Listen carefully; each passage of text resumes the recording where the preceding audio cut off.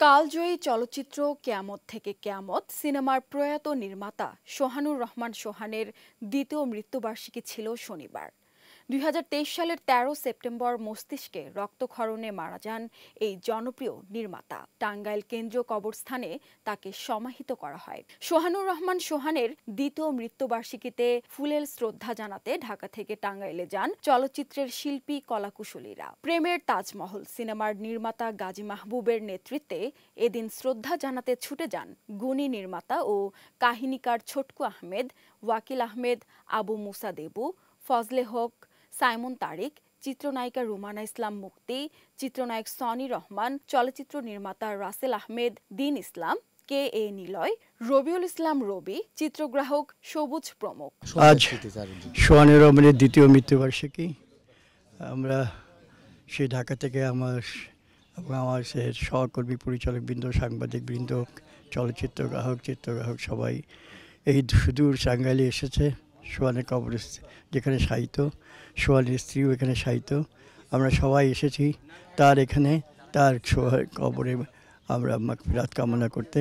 তার জন্য আমরা দোয়া করেছি এবং তার এখানে ফুলে আমরা সাজিয়ে দিয়েছি। সোহানের যত গুনাহ তার মাপ চেয়ে আমরা আল্লাহর কাছে ফরিয়াদ করেছি। আসসালামু আলাইকুম, আমার নাম ফজলে হক। তো সোহানের সম্বন্ধে বলতে গেলে, তার কর্মের সম্বন্ধে যদি বলি তাহলে পুরো একটা এপিসোড লাগবে। ওটা তো বলার আজকে দিন নয়। আজকে তার জন্য শুধু দোয়া করা, আল্লাহ রাখে যাতে ভালো রাখে। তো আমি একটা কথা বলতে পারি যে ফিল্মে সোহানের সঙ্গে আমার পরিচয় সবচেয়ে আগে, যখন সে নজরুল একাডেমিতে গান শিখতো, ফিল্মে ঢুকে নেই তখন থেকে। সে প্রথম যে ছবিটা অ্যাসিস্ট করেছে সিআইডি, ওটার এডিটরও আমি ছিলাম। তার প্রথম পরিচালিত ছবি বিশ্বাস অবিশ্বাস, ওটার এডিটরও আমি ছিলাম। তো আমাদের একদম একটা ফ্যামিলি রিলেশনের মতো ছিল। মোহাম্মদপুরে একসাথে থাকতাম তো, আমরা সব ফ্যামিলি রিলেশনের মতো ছিল। স্মৃতিচারণের ব্যাপারটা হচ্ছে, আমার অত্যন্ত সোহান সাহেবের দিয়েই, আমার জন্মটাই সোহান সাহেবের দিয়েছিল। এই মাসে তিনটা শোক আমার জন্য। একটা হচ্ছে সালমান শাহ, একটা হচ্ছে প্রিয়া ভাবি, একটা হচ্ছে সোহানুর রহমান সোহান। আমি কষ্টই হয় যখন ওস্তাদের কথা মনে হয়। আমি চেষ্টা করি যে এই দিনটায় যেন প্রত্যেক বছরই আসতে পারি কবরে। ওস্তাদের তো আর শিক্ষা যা দিয়েছে, এটা এখনও ধারণ করে রাখার চেষ্টা করতেছি। উনি যা বলতো এখনও অক্ষর অক্ষরে পালন করি। অন্তত উপদেশ যেগুলো দিছে, এই উপদেশটা সবসময় মেনটেন করে চলার চেষ্টা করি। যে ঠিক আছে, অবশ্যই যাব, কারণ এটা তো একটা ভালো কাজ। ওনার কবর দেখতে আসবো আমরা। তো সোহান মামাকে আমি খুব ছোটোবেলা থেকে আমি চিনি ওনাকে। আম্মাকে তো আনুদিই ডাকতেন এবং আমাদের বাসায় এবং ওনাদের বাসায় আসা যাওয়া ছিল খুব আমাদের।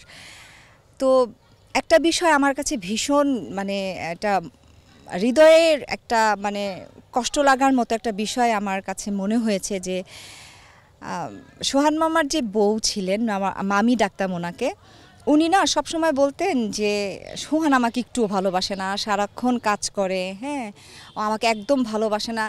সব সময় যখনই আম্মার সাথে দেখা হতো উনি এটা বলতেন এবং আম্মা ওনাকে বলতেন, এটা তুমি কি বলতেছো, হ্যাঁ, তোমাকে তো অনেক ভালোবাসে। আরে ও তো কাজের মধ্যে থাকে, এর জন্য হয়তো বা একটু সময় কম দেয়। এত ব্যস্ত একজন ডিরেক্টর, এত নামকরা ডিরেক্টর। চলচ্চিত্রের যাত্রা খুবই অল্প সময়ের, কিন্তু আমি যখন আসলে চলচ্চিত্রের যাত্রা শুরু করি তখন আজকে যেই মানুষটিকে স্মৃতিচারণ করতে বা যাকে শ্রদ্ধা জানাতে আজকে আমরা টাঙ্গাইলে এসেছি, আজকে 13ই সেপ্টেম্বর 2025, ঠিক আজ থেকে 2 বছর আগে 13ই সেপ্টেম্বর 2023 আমরা এই গুণী নির্মাতাকে হারিয়েছি।